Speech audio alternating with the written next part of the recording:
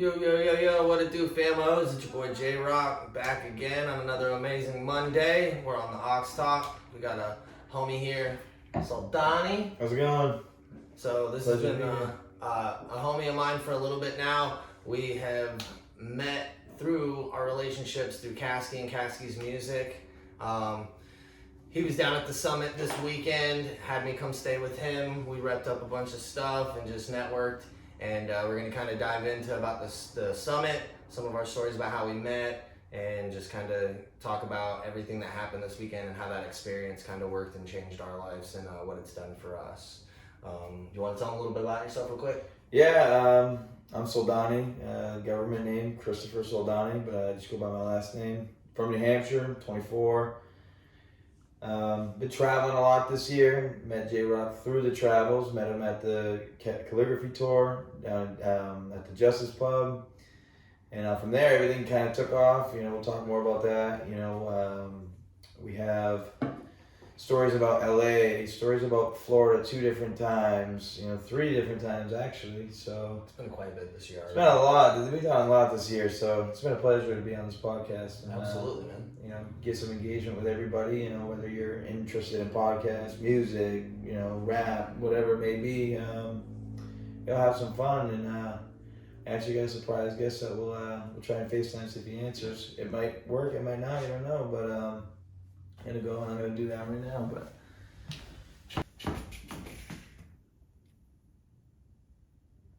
Face ID, I'm too low for this. Too low for it. Normally I'm too high for it, so that's a good measurement. Right. Let's send this, see how this goes. I don't know if it'll hear on the TV, but because I don't hear the audio through the TV.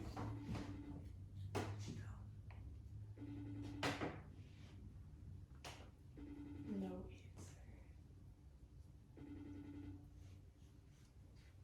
answer. I don't think I gave him a heads up when I was about to call him. Hey!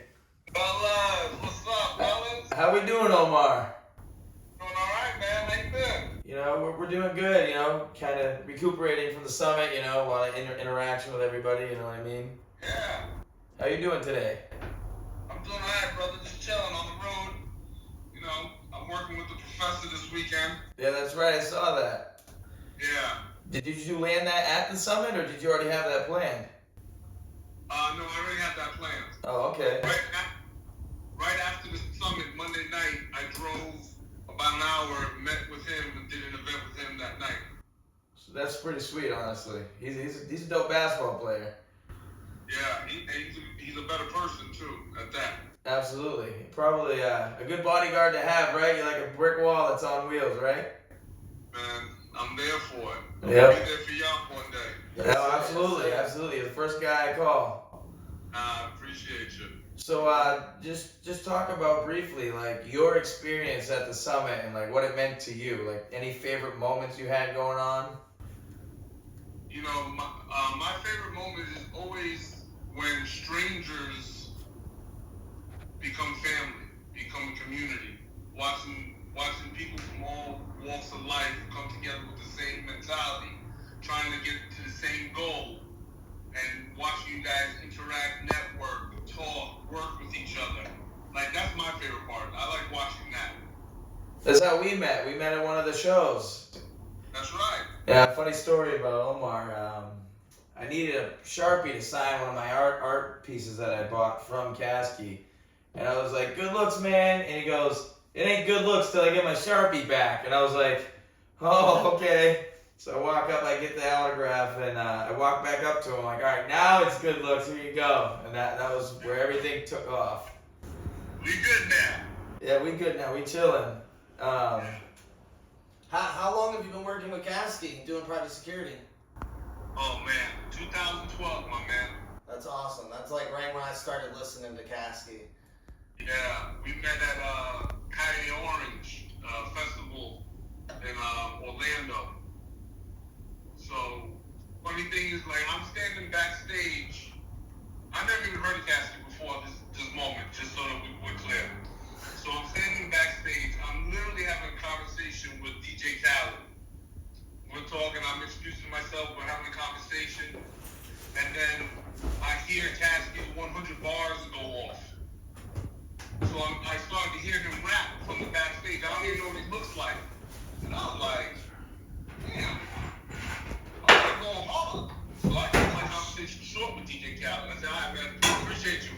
Have a good day. Take care. So I go front stage, I see Caskey, and I'm like, damn, yo, buddy, he's spitting hard on this track. So when he gets back from performing, I go up to him, I'm like, yo, my man, listen, my name's Omar, this is what I do, blah, blah, blah, I guess we need to work with each other. And he was like, yeah. So after that, I started to pull up on some shows, and we've just been kicking it ever since. Now I know you're always traveling around the globe. Like it's just it's light work. What's your favorite place you've been to through this work and this career of yours? So far Italy. Italy, okay. Italy's been my favorite. Just from the structure, from the monuments, the buildings, the fact that they look brand new, but they've been there for thousands of years.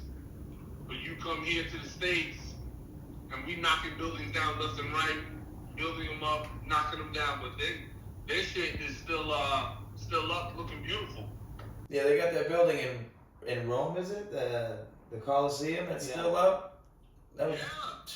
That shit was dope too. You don't see that here in the States at all. Nah. So the bodyguard has been good to me, man. I've been all over the world, so.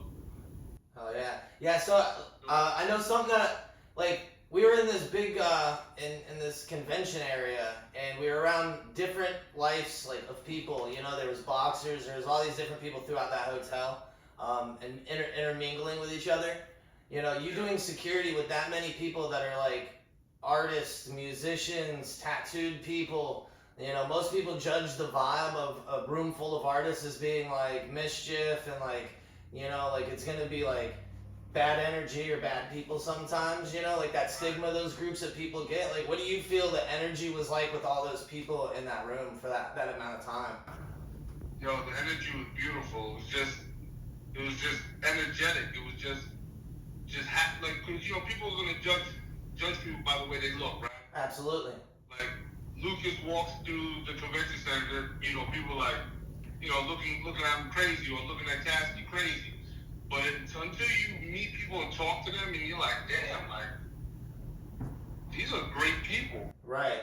And you guys, and what was great was that everybody came there with open minds, open heart, and just watching everybody just mingle and talking about they were making music in the rooms and you know what I'm saying? Like, it was just like, you just met yesterday.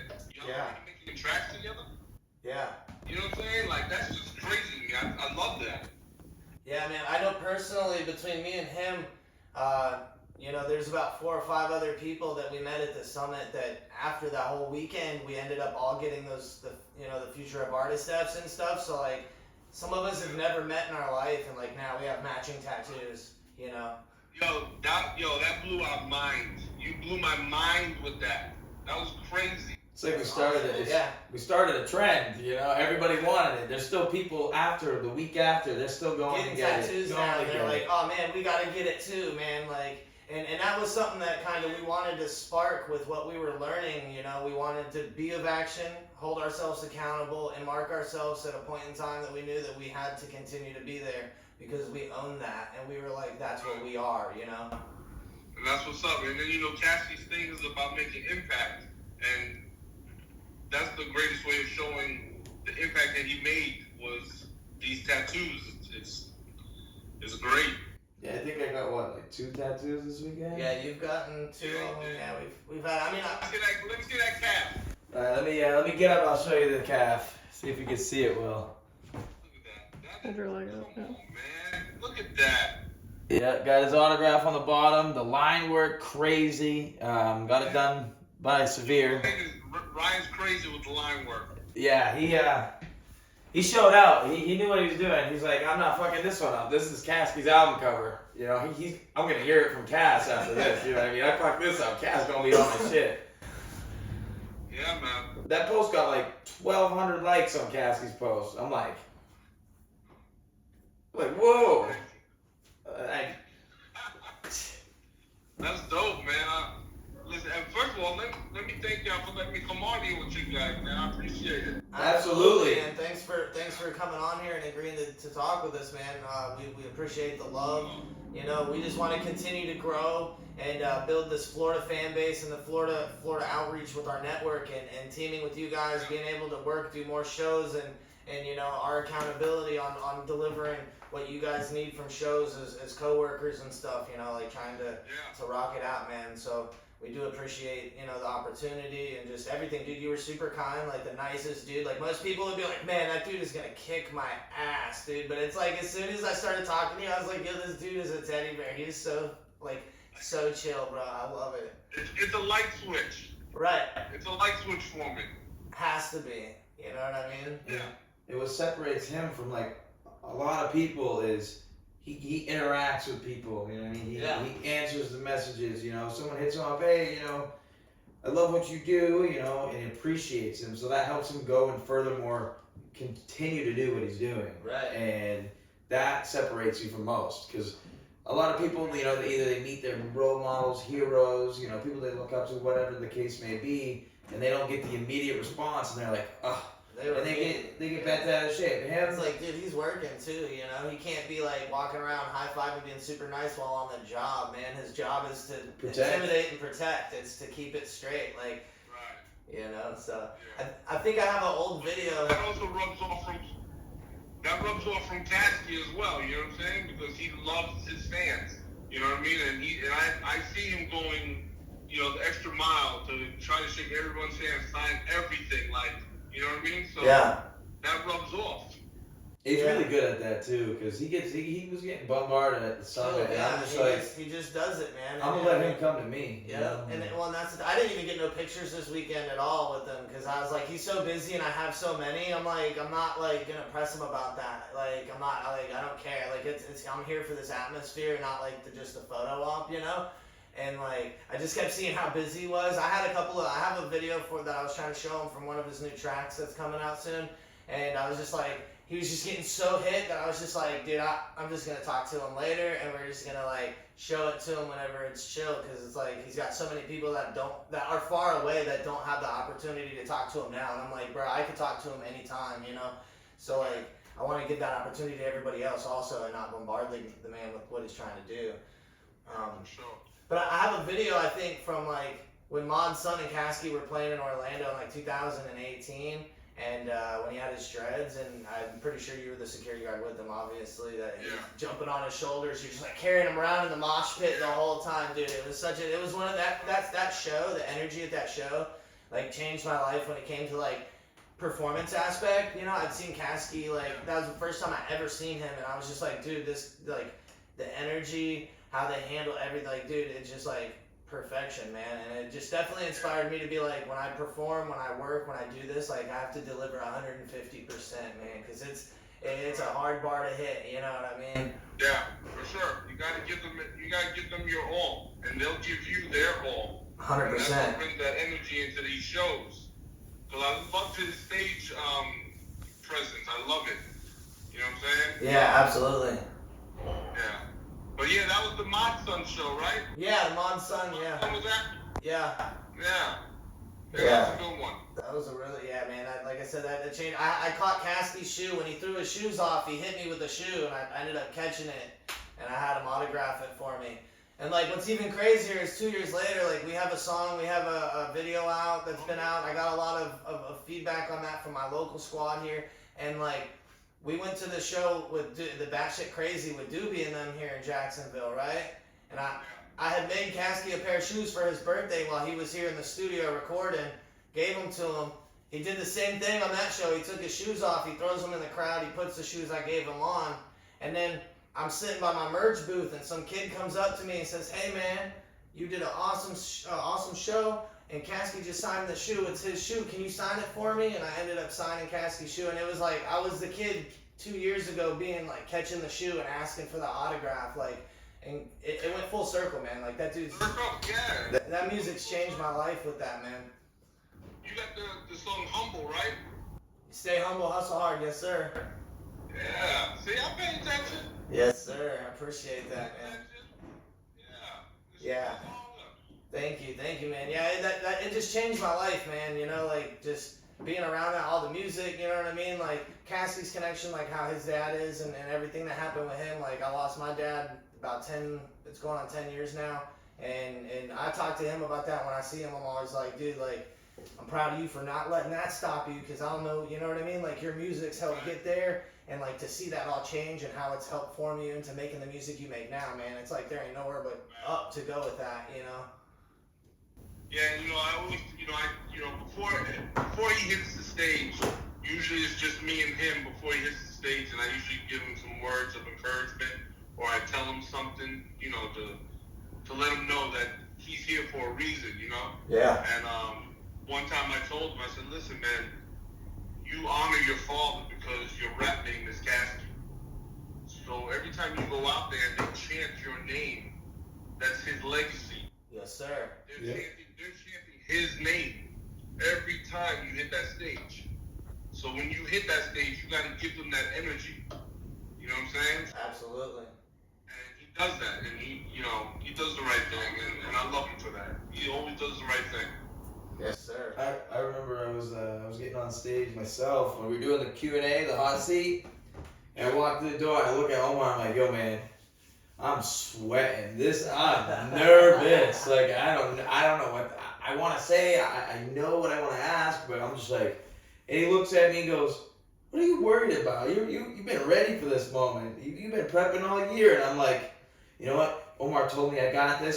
I got this. I'm going up there and I'm gonna rock the socks off. So you gotta have people like that in your corner. You know what I'm saying? Yep. When you build your team, you gotta make sure that you got positive people around you. And who actually want you to win. You know what I'm saying? I've been around him for 10 years now. All I want is for him to win. And that's why he has my loyalty to the day I die. Whether or not this music thing, even if this music thing doesn't pan out, like tomorrow it's over, he has a lifelong friend. 100%. Absolutely. 100%. So he has my loyalty till God takes my last breath. That's awesome. Man. That's real shit. That's real shit, man. Well, I don't want to keep you too long. I know you're busy. You got a lot of stuff to do, my man. I do appreciate you, hollering at us here. Y'all let me come on here. And don't forget, December 23rd, baby. The day I come back from the day I go home, I'm on the plane. I'll be listening to that. The whole trip back from dropping them off.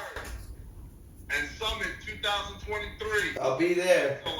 Oh yeah. Hey, Yes, do it. sir.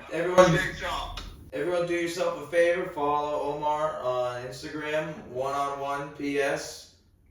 You'll find that clip. We'll post that in the link. Hey, much love, brother, okay? Take care, man. God bless. God God bless. Just got off the phone with Omar, Caskey's personal security guard. He had a lot of great things to say. We do appreciate him coming on our podcast.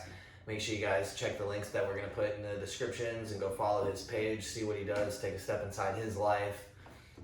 We're going to get back into our regular stories of what's going on in the Summit talk. So. Shout out Omar, man. That's a standout dude. You could look up to him just the way he's built mentally and how he's able to carry himself through so many different events. He works as a professor, DJ Khaled, Caskey, then most notable one in my eyes, another one is all cool and all, but that was a really that was a blessing in itself to have him, take the time out of his day. I know he had literally just got done doing something, so it was pretty tight of him. So. Oh yeah. So what was some of the favorite parts of the Summit for you? Well, I think for me it was getting there. I had put so much work into getting to the event, and in the time leading up to the Summit was vigorous, whether it was whatever I was going through back at home or time was moving so slow. Like the last 2 weeks, I'm like, another day, like I gotta get through this work day, I gotta get through this work day. Oh, it's 7 days away, 6 days away. Then when I finally got there, I think my favorite, going in there was no expectation. I didn't have low, I didn't have high, I had zero. So I could probably just bask in all of that situation, We met like what, 200 people? You would say? Easily, Yeah, 200, 300 I mean, people. I know. If people don't know what this summit is, can you tell them what it is? Yeah, so let's back it up a little bit, I guess. So the Future of Artists Summit was a seminar put together by Caskey and Anonymass and some other people behind the scenes. They had some private speakers. It was an organization that was designed to teach artists what steps to take in their career, to, you know, what hurdles they might like come against, what things that they might have to try to battle through, some of the steps and stages, what's very common, things that were like, you know, paying for promotion and learning how to get on promotion playlists and how to address people and moving up and getting booked, and they were answering all of those questions. And then, you know, they had the motivational speakers that would come out and talk just about how to handle baggage, emotional stress, things that most artists go through. That's what makes us artists and why we have so much pain to turn into artwork. And it was kind of telling us how to cope with that, things we could do, you know, kind of really just making us all realize that we're not as outcasted as you may seem sometimes by feeling that way, I guess, you know. Yeah. I know it definitely resonated with me for sure with most of the speakers. You know, and then they had Lucas Mack come on. They had Lucas Mack, Brenda Lee, you know, kind of like a motivator / life coach. They had Bedros. He's a dope dude. Yeah, that guy had a lot, like, you know. To be in the presence of him that's huge. Yeah. That's, you know, Definitely uplifting. They put together great speakers. You know, they could have had, you know, they could have had several other people. They could have just had producers and stuff talking just about streams and making music and money and, you know. And leaving it plain, but they got deep into every topic they talked about. You know, your brand, your logo, getting out of your own way. That was a big thing, was just getting out of your own way. If you feel uninspired one morning, go hit the gym anyways. Go make that song. Go network yourself, you know, and that's what I learned from them too this whole year, you know, not just at the summit, was you're not going to grow in comfortable situations. And I tell people that at home all the time. It's like, they're like, oh, well, I'm not comfortable. And it's like, that's a good thing. You know, obviously some situations, if you're uncomfortable, you're uncomfortable. But when you're going for growth in your journey, those uncomfortable situations are going to hit. And they focused a lot on that, was, who cares? You know, just drop it. You know, drop it. Get that catalog, get that, you know, get those pieces inside the burger. You get the 2 buns, and you get lettuce, tomato, blah, blah, blah. But the meat is what matters. So, and we learned a lot from other different artists there too, that, you know, they you know, there was that one kid, oh, you know, I sent out my artwork to get done, and I haven't heard from him in a month. Yeah, it was taking like a month to get album artwork. I mean, and what's cool about it was like, there were so many artists in the room that when they asked that question, it was like, yo, why is it taking a month to get artwork done? They literally asked and was like, is there anybody that can do artwork tonight for this dude? If you can, first one to show me artwork and him be approved of it and use it, I'll pay you $100. Caskey literally the next morning paid dude $100 when he had the artwork and was like, hey, would you use his artwork? And he said, yeah, I'm definitely going to use it. He was like, cool, bang, and walked over and gave guy $100. You know? Yeah, right in front of everybody. Pulled it out of his pocket. Bam, there you go, $100. And Ivan Paychecks too. He was one of the other speakers. He gave out like $400, $500, $100 bill after $100 bill after $100 bill, and it was just like, you know, I was front row for that, and I was just like shit, you know, like that. They're giving back while giving back after what you know put into coming to that event. You know, I think what really stuck out to me was so many great people I met. You know, finally, besides the LA party, Bubba C and Easton were there, and we all were in the hotel room in the elevator. It was 5 of us that were all at the LA party. That is energy in itself. Like, you guys got put together in LA.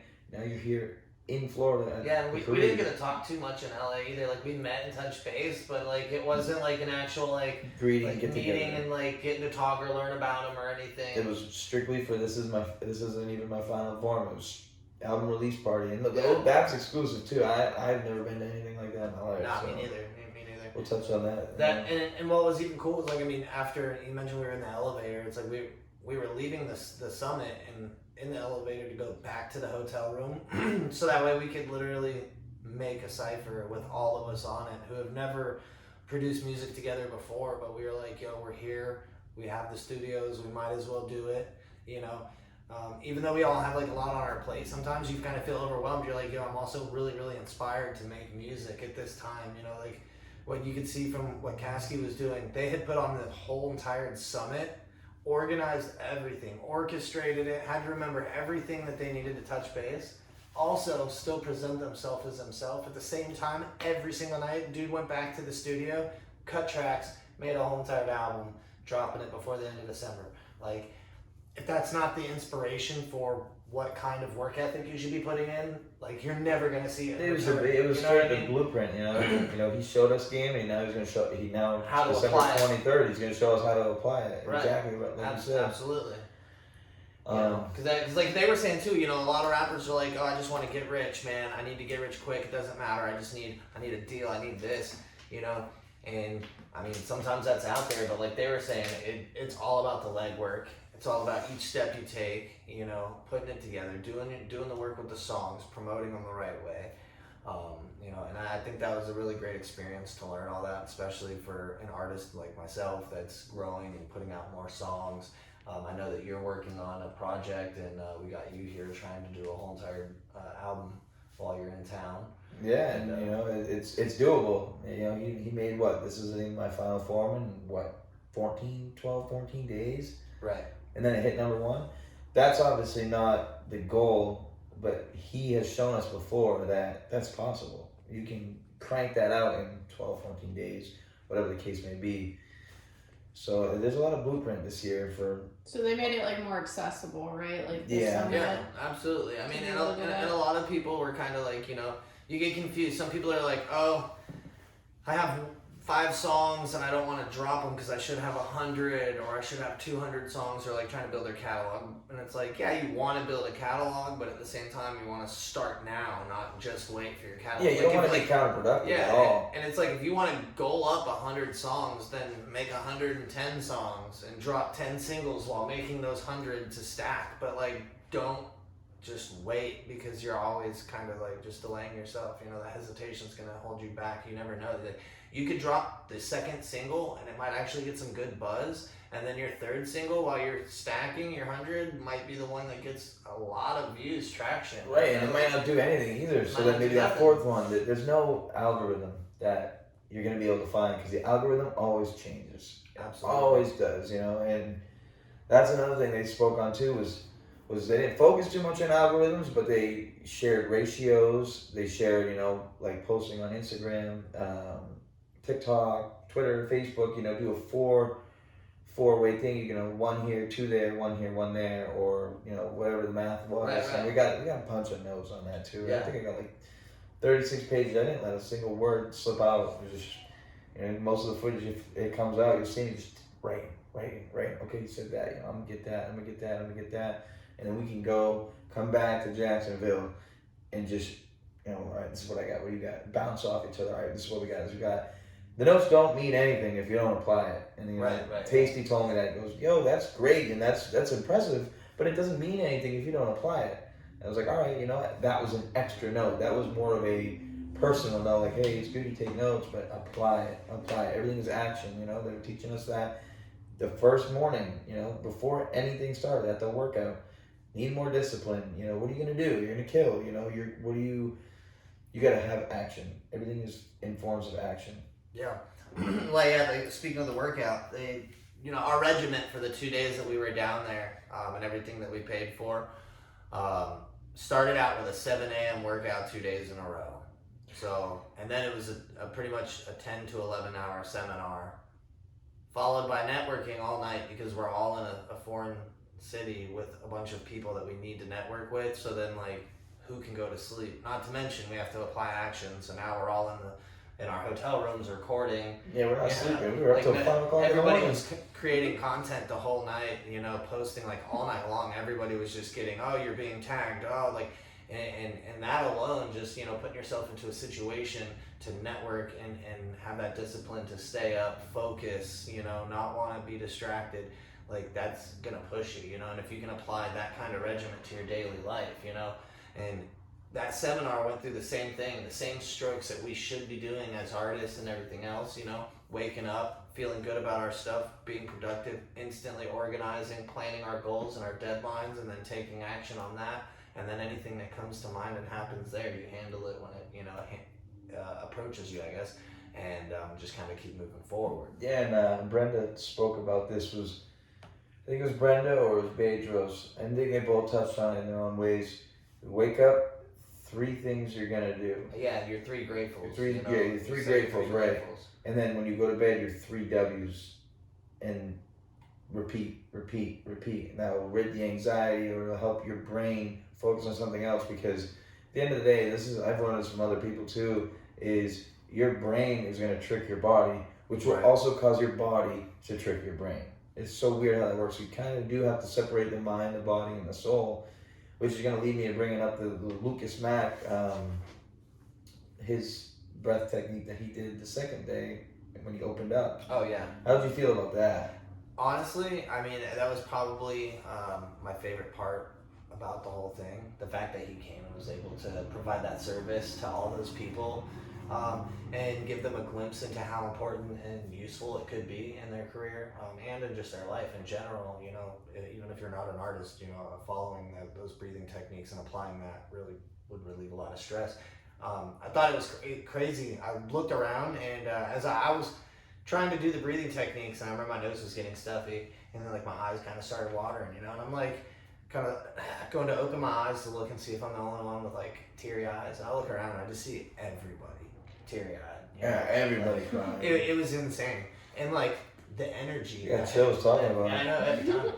The energy that it came from just everybody, I seen people just hands on each other's shoulders, people just fist bumping while trying to breathe still. And it was just the amount of energy that was lifted out of the room. You could see the mental block leave. A group of people. You could feel it too. And you could feel the way that everybody took it in and instantly wanted to be better. Yep. And I mean, the breathing techniques are something simple that you could do. Once you do it, it's discipline, it masters. I'm sure that it probably extremely helps your cardio just in general. As a performer, just as a normal person who might not be able to breathe because you smoke these damn vapes all the time. And I think that was magical for them to be able to put that at our presence. I remember when he first walked up on stage, I felt his energy. It was like a giant nucleus walking toward us. Yeah. And I'm sitting there and I'm listening to him, and I started getting anxious out of my head. I'm not in my head, but I was I've never done this before. Yeah. What's about to happen? You know what I mean? He was talking, Caskey was talking about it. It's kind of releasing DMT in your brain without doing the DMT. So absolutely, yeah. When it first started, I've seen his videos before, so I know to, put my hands right here, slide back and forth, and it started getting more vigorous and more just heavy, and for a second I'm I'm gonna puke, I'm gonna pass out, I'm lightheaded, and he literally right when I said that, he goes, "You're gonna get lightheaded, push through it." So I started doing it even harder, finding my own pace. But then when he brought in the guided meditation. Oh yeah, through the doorways. The doorways? Oh man. Oh my God. I remember I've got my eyes closed and I'm seeing people that aren't even on this planet anymore. And that was freaking me out. I was closing my eyes and I was squinting them in case because I didn't want to open my eyes. I wanted the full experience. I saw someone that had passed away in February, passed away 11 years ago that I've never talked to, never heard in a dream, never heard her voice again. It's been 11 years. And, she, if you have never done it before, you're going to be oh, this is the facade. He's talking bullshit. But anyone that was at the summit will tell you, this is the shit that was happening. And she looked right at me and goes, "I love you, Chris. You need to keep going. This is your path." And he said, "All right, open the next door." And I felt you cut a body in half, you separate it left side to right side. No, this was front side, back side. I felt all the energy in my being.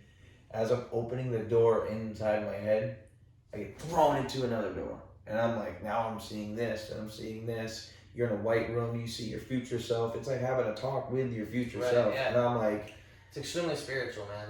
Yeah, and I've never done anything like that before. And I meditate at home, I usually do it before I go to bed and before I wake up. Or as I'm waking up and your body is getting out of the Treta state. I think that's what it's called, the Treta state or whatnot. But not exactly sure. I don't exactly remember. And, meditating during those moments. I've traveled in some weird realms in my head, but nothing like that. I start like, it's wild, and like, he didn't have to be there either. He flew in last second. I was talking at the VIP dinner, which I'll talk about, in a couple minutes. I got told, hey, Lucas Mack is going to be here tomorrow, and my jaw was like, what?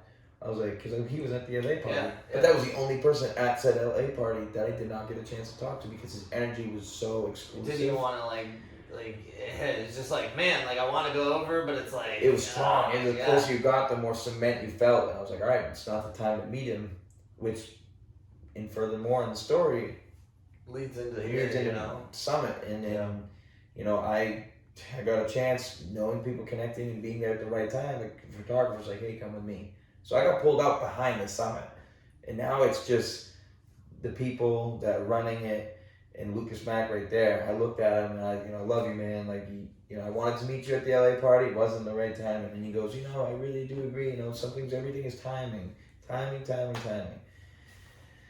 like, took a picture with him, I chatted with him, and then I went right back to where I belong. You know what I mean? Because that was a gift to be able to go where I did. Right, absolutely, yeah. And that's one thing I want a lot of fans to know is you can't search out some of those things. You can't be like, oh, I'm just gonna go there anyways because Caskey's back there, or.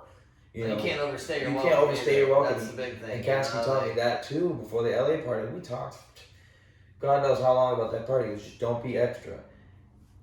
And I didn't know what he meant, but I didn't attack it furthermore. I was like, all right, don't be extra. So I had like a week or two of, all right, don't be extra. Spoke to my mom. My mom's been around some huge figures, and I'm like, all right, what does it mean not to be extra? You're not overstaying your welcome. It's not about you, and it's not about you being there. It's about the moment. Yeah. So be in the moment and see what happens, which prepared me to go into the summit. Don't have expectations. You may not talk to him once. You may be there just to learn. And I got the diamond pass too, and I think like 20 people got that diamond pass. Yeah, there wasn't a lot of slots for that. It wasn't a lot, and it was like $1,500. You feel like it was worth it? Absolutely, and I have some people back at home, and I tell them, oh, I just spent $1,500 on the diamond package, and I go, oh, why'd you do that? And I'm sitting into myself, I'm talking to myself in my head, I'm like, why wouldn't you do that? And I mean, you're getting everything that is offerable, if not more, by getting the diamond package. And granted, some people weren't fortunate at that time to go. Right, yeah. But maybe they had more fortunate things happen to them that I didn't have, you know what I mean? Right. Like, you gotta stay humble, hustle hard. I don't got a feature, you know what I mean? But I don't look at it so much as, I don't got a feature. It's more so, you have some things that have happened for you. I have some things that have happened for me. And with our friendship and our relationship, we combine that. Right, absolutely, yeah. For this podcast per se, it's, I'm able to tell my side of things, you're able to tell your side of things, and like, I went to LA alone, you went with your people, and we combined there too. Or, the August show, I came with, the people I came with, and, you came down, like where J-Rock is coming, that makes me more comfortable, makes you more comfortable. Milla, he's going to be on the future podcast. Yeah, shout out to Milla. Shout out Milla. Look him up. Every link in description of the people we bring up will be on the description. We'll have them down below. We'll have them. We met a lot of really cool people, man. I mean, like I said, just from artists that we'd never met before. Some of them we spoke to on Facebook. Yesterday I tattooed a guy who was from Denver, and we'd been friends on Facebook for a while. And chit-chat, and we finally met at the summit, and then he drove up and got tattooed. I mean, you were talking to Teddy K on Facebook before you even went down there. Yeah, I think he saw I was in at the LA party, so he started following me. We started shooting the shit a little bit, and I think you mentioned that you guys both had the logo. Oh from yeah, that. Yeah. This is in my final form because what Caskey does every album is, hey, change your profile picture to the album cover, blah blah blah, and so that's how me and Teddy K started talking. So. Like 2 weeks before, he was like, oh, are you going to the summit? I was like, yeah, I got the diamond pack. He goes, oh, well, I got the platinum, whatnot, let's link up and whatnot. The second I got there, I called him on his personal, and I was like, hey, I'm here, I'm checked in, where you at, you want to meet? And this is when I knew I was in the right place, but I got like, I wouldn't say starstruck, but I would say blown away. So I'm like on the phone with Teddy, and I change my clothes like 4 or 5 times before I leave the house every day. This is just who I am. And I remember I was putting on clothes, and all of a sudden I hear the whole team of the Future of Artists that are running it walking by my hotel room. Heard a door open, they're walking by, and I'm like, so I close the door, went back in, I'm like, all right, I'm gonna throw on that shirt, whatnot, blah blah blah. And this like holy fuck, you know what I mean? This is what got me. So as I put my shirt on, you know, the new Black Sheep shirt, which is the version of this, you know, it's got the always been a black sheep, and then, you know, you got the butterfly in the front. I got the shirt version of it too, and I'm walking into the elevator. Omar, Severe, Caskey, I think Ahmed, the guy who's doing the workouts, and Anonymous, I think it was. They all walk into the elevator as the elevator door is closing. I'd already experienced trouble with the elevators. You press one side of the elevators, the other side opens. So it's like, all right, I'm gonna press this button and be ready to go to that side. All of a sudden, I put my arm out so the doors don't close. Now I'm lying down in the elevator with that whole crew, and I'm like, and I was just like, oh hey, what's up guys? You know, how's it going? And Caskey looks right at me and goes, dude, I fucking love your shirt. And I was like, thanks, man. Like, thanks, dude. It's fucking. That's all I could say was thanks. Give you a bit of a weak stomach. Yeah. That's funny. Yeah, it was. Shout out Teddy K. Yeah, shout out Teddy K. That's his favorite song, Weak Stomach. Yep, Weak Stomach. Yeah, That's that's good reference there too. And yeah, dude, the first night. So after you guys linked up with Teddy, I know I ran into you, and then you were like, "Yo, this is my dog Teddy." I was like, "Yo, what's up, man?" We started talking, and instantly had a team. Yeah, dude, he was instantly like, had a team. Like we instantly was just like, "Yo, like, hey, can I sit with you guys?" And I was just like, "Ah, man, he's sitting up there, but you can sit with me." And then you know, we just tag teamed everything, just chilled, and then notes together. You know, and that was like pre-registration for the summit. So we hadn't even got into the summit. Like that was just signing up to go do our thing. And then we left that, and you know, we go to the bar, grab some food, talk to people. Yep. One of the first people I run into is Lost in Vegas. Oh, shout out Lost in Vegas. Losty, that's my guy, yeah, bro. I got his autograph on the back of my phone. You know what I mean? Like that's a standout dude. Dude, yeah. And Rod the Planner. Rod the Planner, dude. Mods, used to do his videos and stuff. Now he works with a lot of them. He's always doing fitness stuff, man. He chilled with us for like 2 hours, 3 hours. Yeah, I mean, it was almost every night, you know? Yeah. Losty ended up being my battle buddy, working out the next morning. Those workouts are vigorous. We're not talking just push-ups and sit-ups. And, I'm talking 45 minutes of non-stop straight movement, burpees, you try stopping? Like medicine balls, jumping jacks, start jogging, start running, hit the ropes. Shout out Ahmed for that. He put that. Yeah. I think he put together that part, and he did really well. You know, he was strict, and you know, he was disciplinary, and But that's what you need. That's what you need. And, yeah. And I just talked to him a little bit ago, and he was talking about it, and like you slowed down once, even though there was 40, 50 people the first day. He saw you. You know, yep. Go harder. You know, and it was just like, all right, and like I slept on the hotel bed wrong. Had a kink in the shoulder. Had a kink in the shoulder the whole weekend after that. I'm just like this. I'm like, you can see me in the middle of the summit just doing this, massaging. I'm like, dude, this thing's killing me. Like, why is this happening? And I'm still doing the push-ups. I'm still doing the medicine ball, the battle ropes, and it hurt. But I was like, that's the reward. It's gonna hurt. Push through it, push through it, push through it. Do the push-ups, the medicine ball. The other weight, the kettlebell weights. The kettlebell weights, you know, doing this. You know, like I've been working out for like a month now, and like, now I know when I go back home and I hit the gym, that's what I need to replicate. Because I don't want to do just no curls, you know what I mean? I want to do everything I can and it focuses on so many things. Calisthenics are really good, and muscle confusion is really great for the body. You know, it just helps them expand and grow without limitations. It's always really good.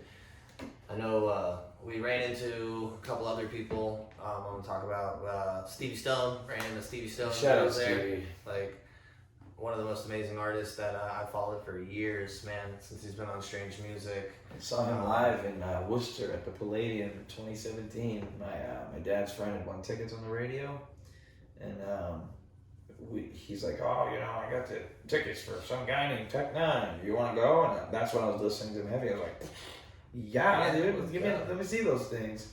So I took 3 of my, let's say I took 2 of my friends and someone from the past. Took them to the show, and I had work at midnight.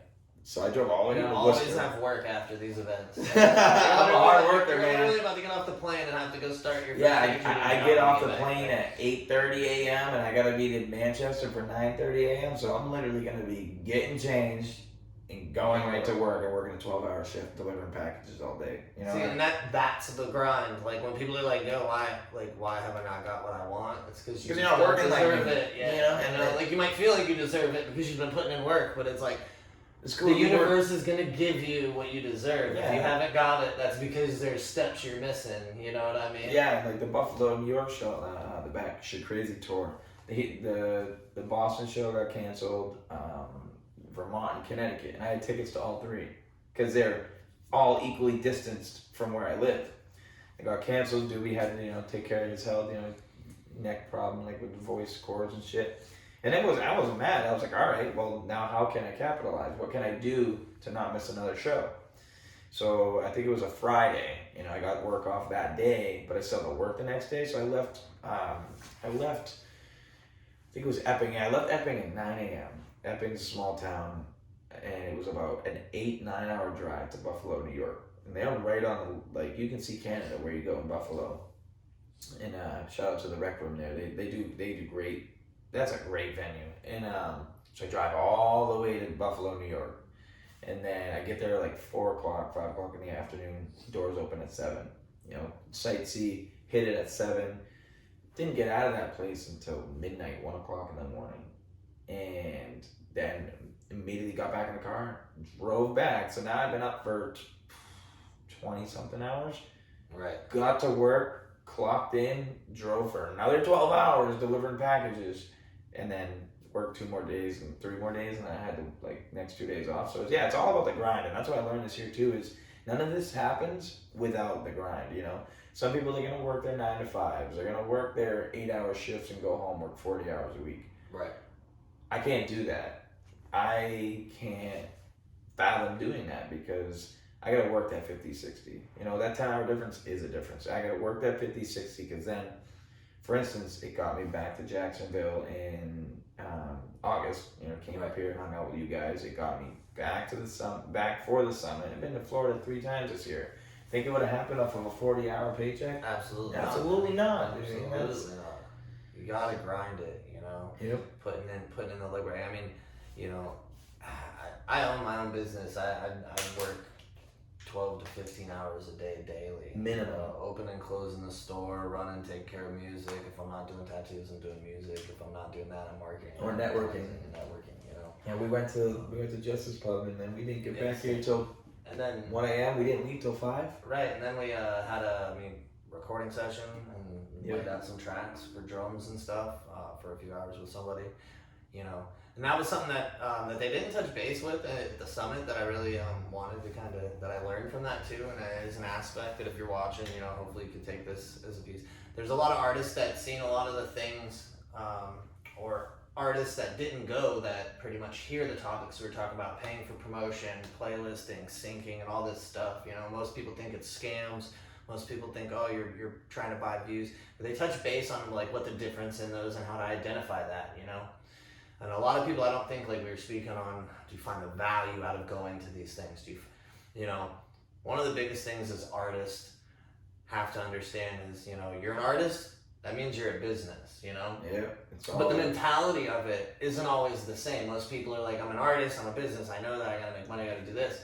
But they don't get, the concept of paying for advertising or what it brings to you, where the money flows from, how it works. And in my aspect of being a business owner, I need to know how to get people through my doors. I need to know how to get people to that Spotify. So I know the value of putting a radio commercial out. Even if the radio commercial is not always valuable to a rapper or a producer, But knowing that those avenues that you're seeking, you have to pay for them to get in and find the value, you know, because if you don't find that and you're not putting it in, you're not going to get it in return.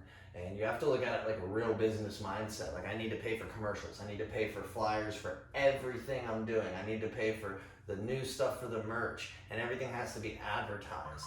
And with all of that, it's like you gotta have that real strong business mindset and take it out of like being just an artist and a musician. They kind of talked about it, Mr. Star over here, but you got the music industry and you got the music business. Right, business. They're two different things. And we did 2 days difference of learning about them. Yeah, you know? Second day was business. You know, the first day was industry and preparing yourself in those moments. And honestly, we could sit here and talk for 5-6 hours about the summit. You know what I mean? And maybe what we're doing here today, you know, it kind of, motivates other people from the summit to video log this, you know what I mean? And that's what we did with the Future of Artists tattoo. Yeah. You know, we got it right 100%, here. 100%.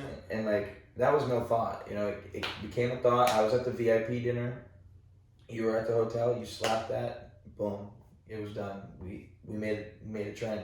We got our flowers for it, and now it's a bond between so many people. They're getting it left and right, whether it's not here, wherever they are in the country or world, because you have international, but it impacted people, and that's what they were going for that summit was. We need to impact people. We want to impact people, and we're going to impact people. 100%. And they did a crazy job. You know, Anonymous was talking about it on live the next day. It was a $10,000 VIP dinner, paid for. They paid the $10,000 for it. And let me tell you, that was some of the best food I had in my life. So there's not a doubt in my mind it costed $10,000. And they had round tables set up it was a 2 by 3 or whatever, 2 by 6 or something. Right. So you're gonna get table here, table here, table here, table here, table here type deal.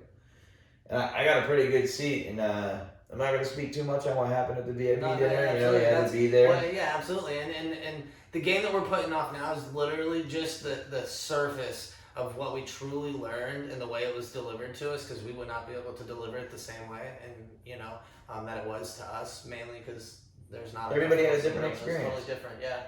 And but what we want you to take from it is know that, like, you know, when there's an opportunity like this to learn, be open-minded, you know, and take the opportunity. If it costs money, that means that you're going to get something out of it that's just as much worth and value to you, and you should be open-minded to take that step. You know, don't think everything's a scam, and no, it's totally. I had so many people telling me, "Oh, it sounds like you're getting scammed. Oh, it sounds like a scheme," and it's like, not really. Not really. I know what I got out of it. You know, I got knowledge out of it, and my stepdad always says, "Knowledge is power." Knowledge is key, man. And you know, I met so many great people. I could spend 10 minutes listing them all. You know, you got LC Nation, you got Bubba C. You know, that kid we got in the booth, Paul. That guy can spit. Snyder. Like, you know. So many great people that I met there. And, you know, and it was cool to have you there with me. I remember, you know, you had your stuff going on, we'll talk about. And I was like, listen, I said, get to the summit and you're staying with me. Don't worry about the hotel cost. Don't worry about getting a hotel. I'll say, you're my boy. You're my people. You're gonna stay in the same room with me, and it just lucked out that I got the package. I appreciate that to the fullest. I mean, that one. Absolutely, dude. Like, I had my car stolen earlier that couple of weeks before that. Still don't have my car back to this day.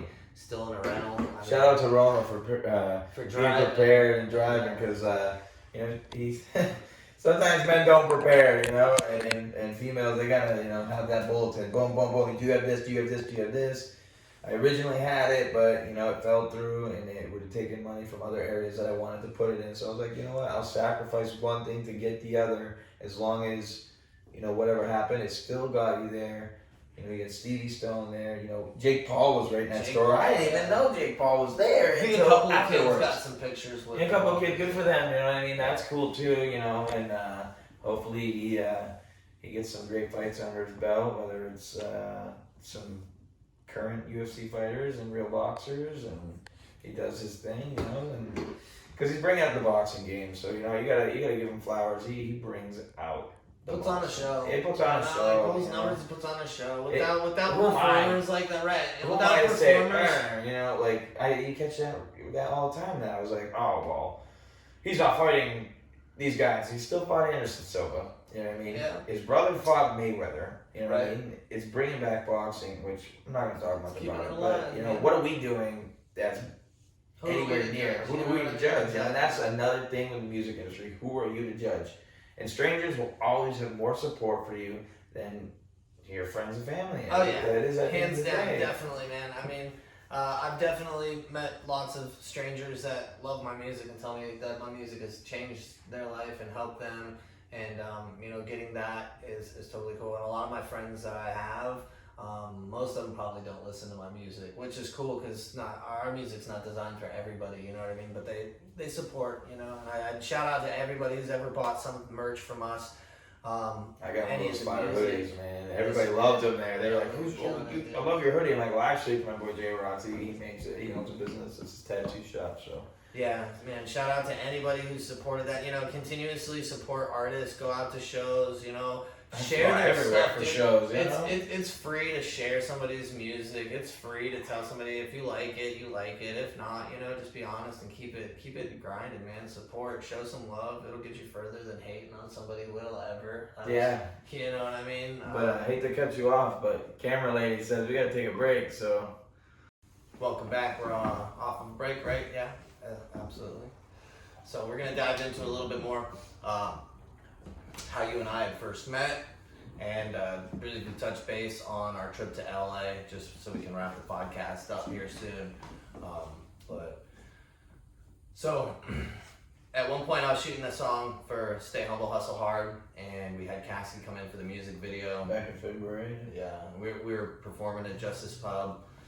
We shot the music video, went in, did our show, got some clips of us performing at the show, and I guess this guy was caught in the crowd of it, you know. It took 21 hours for that show. I left New Hampshire on like a Wednesday? Yeah, Tuesday or Wednesday. Yeah, I think I left on a Tuesday or something, Monday or Tuesday. Drove like 21 hours for that show.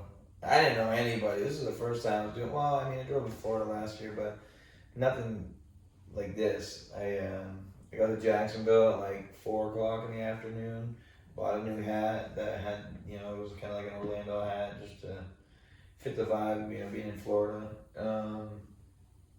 My car was overheating like the whole last 8 hours of the trip, I'd say, because like Subarus, you know, they burn oil, so like trying to get the engine to be all right. I'm, you know, bobbing through Jacksonville with the oil light on. I'm like, oh, don't blow up. Like, let me get there and then I'll figure it out later. That's the type of person I am. If something happens, I'll figure it out later. And I get to the show. It's just me. I'm in there by myself, and like I just sat in the corner, kind of like it was like a middle school dance, you know, wallflower. And Miller came up to me, met him, had me watch his box of CDs and whatnot, and sat and he told Cameron and everyone the journey, and we went out, we smoked in the van. That was pretty cool. Like, I'm like, oh wow, like I'm at this show. Now I'm with the co-headliner smoking in his van, you know, smoking a banana backwoods. I was like, yo, this is wild. I thought that was wild at the time. I was like, whoa, like this is happening. You know, I met you in the crowd. Like, you guys were next to me most of the night before you went on to your set, and then you just went on and rocked that set. I was like, you know, that guy knows what he's doing. And, you know, so did the other openers too, but I had known, like, met Miller beforehand, but, like, the two that stuck out were J-Rock and Miller, and that was for me, like, whoa. And then I did the meet and greet, you know, and I got to meet Caskey for the first time, and that like, got to my heart. They had me go first because I drove so long, and, like, I couldn't even say anything to him, you know what I mean? I was walking up to him, and, like, I started smiling like an idiot and was like, dude, you know, that's all I could say was like, dude. And he goes, what's up, man? He goes, and he pulled out his personal cell phone. He's like, yo, man, how far did you drive to this concert? I was like, 21 hours from New Hampshire to Jacksonville, Florida. I was like, Caskey's a fucking goat. You go back and look at the video on my Instagram, you can see my voice crack. I was like, Caskey! And I was like, I look at that video all the time. It was like, stupid, stupid, stupid. You know what I mean? So I was like, that was cool. You know, that trip was cool, met family, blah, blah, blah. Then a couple months later, we didn't even know we were both going to be there, but I'm at the LA show. And like, I'm trying to, you know, get comfortable. I was a little anxious. I'm all the way in Los Angeles by myself, nobody with me. And my phone goes off in my pocket and it said, J-Rock the Gypsy is live. And I was like, he's live while I'm here. I was like, So I pull out my phone, I go on Instagram Live. I see the back of my head. And I'm like, yo. So I threw the phone in my pocket, walked right up to you and was like, yo, J-Rock, you know, and yeah, you tell your side. I was super confused too, because I was like, you know, Roma and I went to LA, we'd take that trip, you know, we just lost the warehouse, we were just like, yo, like, what are we gonna do with the shop move, what's going on? And we were just like, we took a chance, you know, Caskey invited us out, we flew out. When you came up to me, I'm like, yo, who is saying my name right now, dude? Like, I don't know anybody over in LA at all. So for somebody to be saying my name was confusing, you know? And then you're just like, yo, it's Soldani. I'm like, yo, it's a dude from you're in my video. You were messaging me on YouTube, man. And he was like, yeah, dude, it's so cool to, you know, meet you here. That was just an experience of how small the world can be when you're in like two different places, you know, two different everything. Like neither of us even talked. Like, neither of us knew we were gonna be there. It's like a triangle. You know, and neither of us, like, you know, neither of us were really that like close to Caskey like that, like, you know, to expect to be going to that. I remember in a million years. Like, if you told me a year ago that'd be happening to me, I'd be like, would not have believed it. Yeah, not at all. Never. Yeah. And then, like, you know, running into you, it was total fuck. You lost your wallet. I remember I asked, I was like, yo, how'd you get here? You're like, well, I lost my wallet and I Ubered, and it cost me like $100-something. Yeah, it was like $100 each way, and I'm like dying in LA of money, and I'm just like, oh no, like. Yeah. And then, like, you know, our hotel room was like right around where your Airbnb was and stuff. So I was just like, yo, man, like, why don't you just ride with us, you know? And then shooting a music video while we were in LA because we had a song that was coming out, and it just felt fitting for that particular song to do it while we were in LA. I Fly is a good one. Really acronym, I Feel Like You. You can check that out. It's on the rest of the YouTube. And I remember while we were there touching base with like Caskey and Tasty and everybody, you know, we had mentioned like, oh man, how cool would it be to like record a song while we were here, you know? So I took a chance. I text Tasty. I'm like, hey man, you trying to do a song while I'm in town? And he was like, yeah, I can make time. Like, so he sets up with the studio, and as soon as he told me yes, like, you know, you were doing whatever you were doing that day, and I remember I texted, I was like, yo, I'm about to ask this dude if he wants to go with me to the studio, man. Like, yeah, it's gonna change his life. You know? I was like, one, I don't want to go by myself, you know, it's just me and my wife Roma going, and I'm like, you know, I just kind of want to have like a good experience. I met this guy over here, and I want to, you know, bring him with us, so I called you. Really grateful for that. And, that was fucking wild. Pull up to the studio. And that studio had me so like sketched, like. Oh yeah, we were waiting there for what, like 2 hours?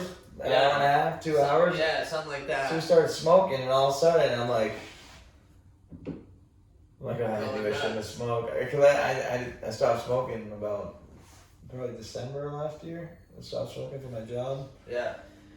And so I hadn't smoked, and now I'm out in Cali. I smoked the night before at the album release party, and it was stupid lit. And then I was smoking with you. You had Cali weed out there, because, you know, Cali's Cali. You might as well go get weed in Cali, you know what I mean? And I'm just like, oh. And you hand it to me, I'm like, no. Like, and then I end up smoking in the studio anyways, and I'm just like, lit. The whole moment. Parker Snyder. Parker Snyder. Yeah, he was. This is a wild story too.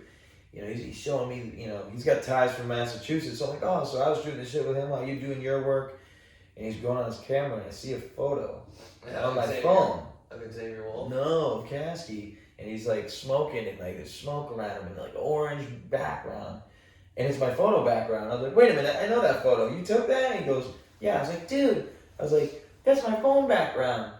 And he goes, dude, really? He put me on a story. Like, we shot this shit. It was wicked cool. Yeah, I remember he ended up doing photos for us for that song. So I got some of those too, yeah. You know, that was good. Tasty, one of the best producers I definitely have worked with. Like quick, efficient. Walked right in the booth, In put the it kitchen, down, man, it's tasty. killed it, mixed it, mastered it.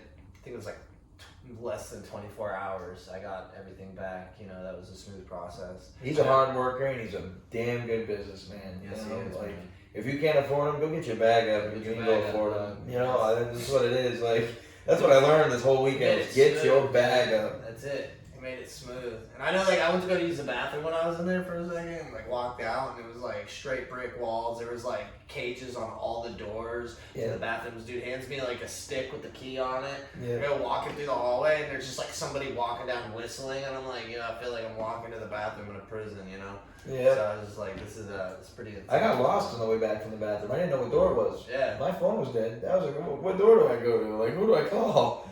So crazy. I tried getting into one door. It wasn't working. I'm like knocking on the door, and like there's a camera looking right at me. But the only studio that we were in didn't have a camera at the door. So I should have that's not this one, It's right? not this one. Man. Yeah. And we what did we do after that? I think we after that we ended up leaving and going to shoot more of the music video. Because in the video we did like the day and night kind of scene, so it took a lot of work. Shout out to Roma for driving us all over to and from North We Hollywood. took the long way. The long way. We didn't just go straight to Malibu. What we did was we were listening to the album. Actually, we were listening to the Nobody album, and like we were still hyping about this isn't even my final form. So we kept going back and forth between those albums. So we go to this place called Jack in the Box. They don't got it up where I'm at. I don't know if they got it down here. I haven't seen it down I don't here. think so. And it's a stoner-based fast food restaurant. They got 420 innuendos all over. I had that giant Girl Scout cookie looking like milkshake. I was like, I'm lactose intolerant, but I'm here. I'm eating it. I'll deal with this later. And all of a sudden, we got out of the drive-thru and parked. Caskey's album hit #1. Boom. Just like that. #1 album on hip-hop. And a lot of people tell me, oh, well, what is he #1 on? I haven't fucking heard anything about it before. And I'm like, #1 hip-hop on Apple. That's huge. Billboard is rigged. You know what I mean? Like, so to get it organically on Apple Music for #1, like, that showed us, like, that's people actually buying. We were at that party where the album went #1 the He next was day. actually wearing my hoodie, like, when that happened. Yeah, he was at the airport, yeah. Gave him the hoodie, and he was, like, rocking the hoodie. Shout out to Caskey, rocking the hoodie, supporting. I shout out that man all the time. All day, everything, pretty much. Yeah, that was crazy. Then we shot more of the music video, went around. Dude got engulfed by the ocean. That was... living on the East Coast and right out, like, it's like 20-30 minutes from where I lived at the time to go on the Atlantic. So I was like, I've been in Hampton Beach all the time and whatnot. I was like, waves aren't the same. Well, I'm like, I've been there too much. I was like, let me go touch the Pacific Coast, the Pacific Ocean. I'm like, weird bucket list check mark for me. Boom. I go and I lean down. I'm like, oh, the wave's broken, so I'll go down, reach down. The second I reach down, wave breaks again. Covers me in water. Yeah, dude, you were drenched. You come walking up, and there's just like footprints behind you, and you're like, "Oh man, you got wet." And then you take your shoe off. There's water coming pouring out of my like, shoe. Dude, this pouring is nuts. out. Yeah. And then what else? So we had the LA party. We drove around Malibu. We did the art exhibit for you, and then what else did we do? Then chill at the airport for like 2-3 hours. Yeah, we went and got dinner together, and that was sad for me because I'm sitting hanging out with you guys this whole trip and I ain't got nobody there. So like, that's the one thing that sucks about going on these trips alone.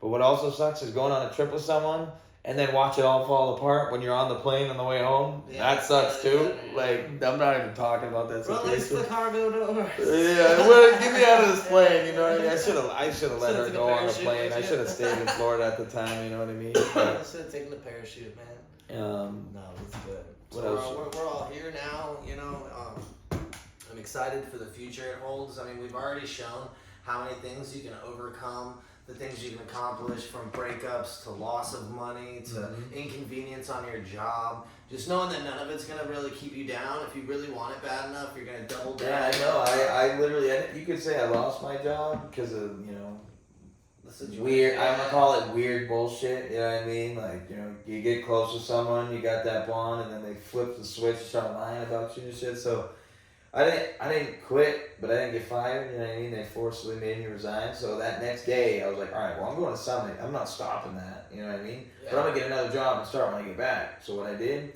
got a job the next day. Boom. Now I got the job. Everything at home is tied up. Now let's go have fun at the Summit. You know what I mean? And like, the August show was lit too. Before we not get a chance to talk about that, you know, you were here at Oxford Ink Tattoo. You know. In record, whatever, you know, Yeah, you gotta call it something too, yeah, tattoo and records or whatever, you know. Oxford Ink Productions. Yeah, Oxford Ink Production Building, you know, beautiful building. Go check that out. You know, it's not your typical studio at all. Not at all. We're a whole different Rooftop access, podcast studio, recording studio, tattoo shop. You got it all in one. You gotta have 7 income. You gotta have 6 incomes to be a millionaire and whatnot. You got 7. You know what I mean? That's So right. it's like, you know, you guys recorded, you know, with your friend Junk from Yeah, we Canada. brought Junk. Shout out to you, man. My name is Junk. He's from Canada, bass rapper. We brought him down. He bought a feature from Caskey. So since we were doing the show with the Batshit Crazy tour in Doobie, we had picked this particular studio to go ahead and record in. They came, cut the track in the studio, showed mad love, great energy, and then immediately after, it's like 6:55. The promoters tell me I go on at 7. And I'm like, dude, my producer, my DJ is producing a track for Caskey in the studio right now. Like, he's like, you gotta wrap it up, man. So I get back and I go to tell him, hey, we gotta wrap it up, and they were just finishing. So we packed it all up, shot right over to the venue 2 blocks away from the shop. Boom, jump on stage. Everyone's out there. We walk in with Caskey. Everyone's super happy, super excited. They're cheering. We get in there. As soon as we hit the stage, boom, instantly just start performing and killing it. And they loved it, you know. Like I was telling Omar, went full circle. I was a kid in a Caskey crowd, catching a shoe, getting an autograph Years for the ago, first time yeah. ever meeting him, you know. And then 2 years later, I got my music with him. I'm performing with them, you know. There's fucking mad love and energy. And then I have kids come up and ask me to sign the Caskey shoe on that performance that I got to perform on, and you know that's life changing. That if that doesn't motivate like people to get in the game of impacting people and changing life, I don't know how many experiences you can have that are gonna trigger that for you. You know what I mean? And like in a short time, it went full circle with going to shows, sticking it out, meeting people, waiting to shake hands, giving their flowers, like, yo, that was a great performance, you know, glad you were here. Just, you know, being a good person and like not making it all about you has really pushed me into It's changed my life every one of too. those aspects, into meeting you guys, meeting them, having these you know, situations happen, all the music and It definitely helped me get closer to my family too, and I was like, Caskey taught us all fans about it. Like, it's not about you. Nothing is about you. You know, you're not owed shit. You are not owed shit. No one owes you anything. You don't deserve anything. You gotta work for that stuff. You gotta put in the hours. You gotta put in the grind constantly, over and over and over again. So for that, you know, you know, the August show, like we were just talking about, I wanted you to go to the Orlando show, but it wasn't like set in stone, and you had, you know, your ideas on why you were going to the Orlando show. I'm not going to talk about that. You know, we'll keep that sacred. And so we're, you know, I meet up with you at the the Orlando show. You know, me, you, Milla, Roma. You know, we're all there having a great time. You know, I do the meet and greet with Doobie, which I thought he was taller. No, I'm not shitting on him or anything, but I thought he was taller. You know what I mean? Because you can do that stuff on the internet and you make you look taller. Eminem does it. You know what I mean? Dude's like 5'8", and I'm just like, dude, he's not as big as I thought, but this guy is stand up. He's like, you're from New Hampshire, dude. Like, why are you here? And, you know, it was Caskey's birthday, so for him inviting me out to LA, giving me the interaction, I was like, I'm gonna go surprise him for his birthday and just be there at the show. Right before that, I Deserve This song. He proposes right to Lindsay in front of us all, and like I shed a tear. I cried. That was one of the biggest reasons I went down there, man. Because you know we were talking in the studio, and he was pretty excited about it. Yeah. He kind of mentioned it, and I was just like, dude, I can't miss that. Yeah, for you the can't. world. I You know can't. I what couldn't. mean? Like, I'm glad I didn't miss it. If Yeah. I had been home and I saw that, I'm like, yo, I would have been so mad at myself. I would have been like, damn it, like I missed that. You know what I mean? Because like that's I'm not gonna be able to share that with friends of the past. You know what I mean? Because bullshit. You know what I mean? So I shared it with my favorite artist / friend / mentor / role model, and like meeting everybody there. We got put in a music video. Crime Pays. It's on Caskey's page. Go find it. Go run the streams up. But in all, like this journey, this whole year, it's about the journey. It's not about the destination. So nothing's gonna stop after this podcast. After this trip, I leave on the 23rd. I go back into the workforce. They gotta come back in February, dude. Oh yeah, I got a show with Wi-Fi's funeral that I just locked in. So. February, and I'll probably be back in March, April. because Caskey's going on tour. If anyone didn't know or didn't catch it, So Sweet. we'll do a quick thing. Top 5 rappers, no order, go. Man, I would have to probably say Yellow Wolf has always been one of my number one, absolute inspirations. I've listened to Caskey for years. He's right there with him.